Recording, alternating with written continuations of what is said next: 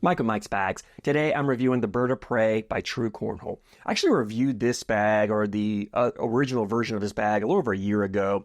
But True Cornhole's made some changes to the bag, enough that I think it's worth doing a new review and updating you on it. As well as I went back and watched that original review, or I started watching it. I didn't get all the way through it. I hate watching old reviews. Thankfully, I've gotten better since then, but it was brutal watching it, and I realized I had kind of really stumbled and butchered that review. I misidentified the fast side material. I misidentified the fill in that bag. So it's nice to get a second chance and opportunity to redo this review and give you a more accurate, better review of the bag. So let's go ahead and jump in. Let's break down this Bird of Prey, and I'll tell you everything about it. I'll tell you all about this new bag and what's different from the original if you've thrown the original one. As always, we'll start with materials. Slow side, this is a hybrid material. Very similar to a material that Razor uses. It's similar to the Razor Podium. It's not the same. It just has a similar look and feel, but there are some differences to it. I don't think I've seen it on any other bag. I'm not going to say no other bag uses it, because there's a lot of bags that I haven't seen, haven't thrown, haven't tried out yet.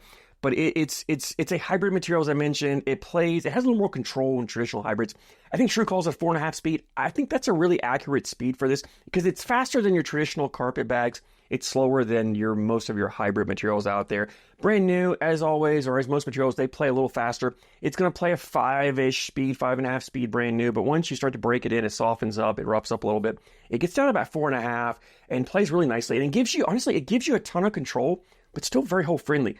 So if you like to throw slower bags, you like to throw those more traditional carpet bags, those 4-speed bags, but you hate the fact that they just don't drip in, they kind of hang on the hole, I think you're going to love this material and love the way this Bird of Prey plays, because it has a ton of control, but still extremely hole friendly. It's probably one of the most hole friendly materials for being a sub 5 speed that I've thrown out there. So anyway, 4.5 speed on the slow side. Fast side, this is the same fast side you find on the B3 Fatal Coyote Ranger, same fast side Cornhole Coastal uses on the Icon, the Creature, and the Fear. It's the same fast side Big Mac bags uses on their whatever bag. It's a 9-speed. It's very similar to that Pro Sniper Viper material. In fact, when I did the first review, I called it that Pro Sniper Viper material. That was one of the things I got wrong. But it's very similar to that, but it's a much softer feeling. I love the way this material feels in the hand. It still plays a 9-speed. It's great for pushing, collecting bags, blowing up piles, sliding with the board in any conditions out there. It's probably one of my favorite fast side materials. Especially if I want a 9-speed. I love this material. And these two materials, very soft material. When you break them and they soften them nicely, gives this bag a wonderful hand feel. So if hand feel is important to you, you're going to love the way these materials play.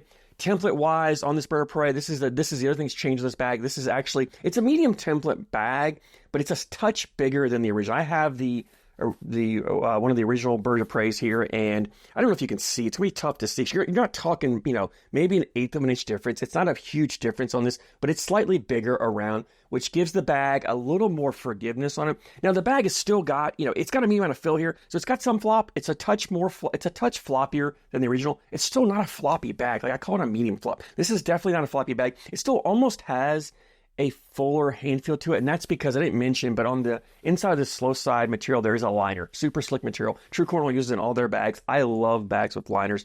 One, it helps with the whole firmness of the bag. Two, it helps with the feel of the bag. It gives the bag a fuller hand feel when it's not really, without having to be a fuller bag. So you gain the forgiveness of a floppier bag, but you get the hand feel of a fuller bag. Love that in this bag, and I love the way this liner plays in here. I'm a huge fan of bags that use it, and I love the fact that True Cornhole uses it in all their bags. The fill inside is also another change that they did. It's a mixed fill with some round beads in here. The original one, I called the original one a mixed fill. The original was a mixture, I think, of flat fills. It had flat disc, maybe some flat fill in there. I don't think the original one had any round beads. If it did, it didn't have very many at all. They've added round beads in here, and a decent amount of it, which I love, because it gives the bag a little bit more action. It gives the bag more hole friendliness. This bag drips a little bit more around the hole than the original one did, but it's still a forgiving bag. With the extra template, you get a little more flops. The bag lands softer. If you don't throw a flat bag, it doesn't have that real punishing, harsh kick, which is surprising for a material that has the control this does, that 4.5 speed. Typically, you expect a bag that's going to grab and just kick if you're not flat, but it doesn't do that. It really has very little kick to it, but you still have the control to throw the shot shaping, the cuts, rolls, flops with this bag. There's still a little bit of balance, a little bit of movement, not a lot. You add that bead, that mixed fill in here with this liner inside this, and this bag really just gets up there and just drips in the hole. Around the hole, it plays like a faster bag, but yet you still have the control. Love that about this Bird of Prey. So again, if you like to throw slower, stickier bags, but you hate having to deal with the kick, you hate having to deal with the fact they hang on the hole, give these Bird of Prey a chance. I think you're going to fall in love with them. These are ACO stamped, which is the first review I did. They weren't ACO stamped. but these are ACO stands. We play ACO events. You can throw these bags. Let's go ahead and jump in and talk about playability here. And it's a versatile bag, and that's the beauty of these bags is that you can play pretty much any style of game you want to get in there. If you want to get up there and run bags in the hole, you can do it. In fact, on faster boards, I love these bags for faster boards because then you can play more of that hole for hole game, and you're not fearful of bags just flying off the back. You still have a ton of control with this slow side on here. And they have just enough flop that you get that forgiveness around the hole where I talk about the landing zone, right? That rectangular box that you want to land your bag in to still put it in the hole. When you get smaller, fuller bags, they tend to have a smaller landing zone because they don't have that corner that dips in and grabs. This bag's got just enough flop to it that even if you miss that corner, this will dare you miss the hole, this corner will dip in, grab, pull, and then the bag just, like I said, with the line and the fill, it just melts right back in the hole. Very forgiving around the hole, really helps cover up your mistakes. And for me, that's my issue all the time. Accuracy, consistency. I tend to be a little off left or right. I tend to struggle hitting the same mark every time. So I love bags that have a little more flop, that have that forgiveness. They can grab the hole and still, even when I miss my shot, the bag still goes in the hole. I love that about this bag. It does it a lot. You'll see here a lot of times the bags are kind of missing left or right, and they're spinning around and coming right back in. I do that quite often. This bag really makes me look like a better player than what I am. But the beauty of this bag, or where I think this bag shines, is in that dirty style game, is the ability to throw blockers up there. You really have the control to slow the slow side down, slow this bag down, and put the blockers anywhere you want on the board.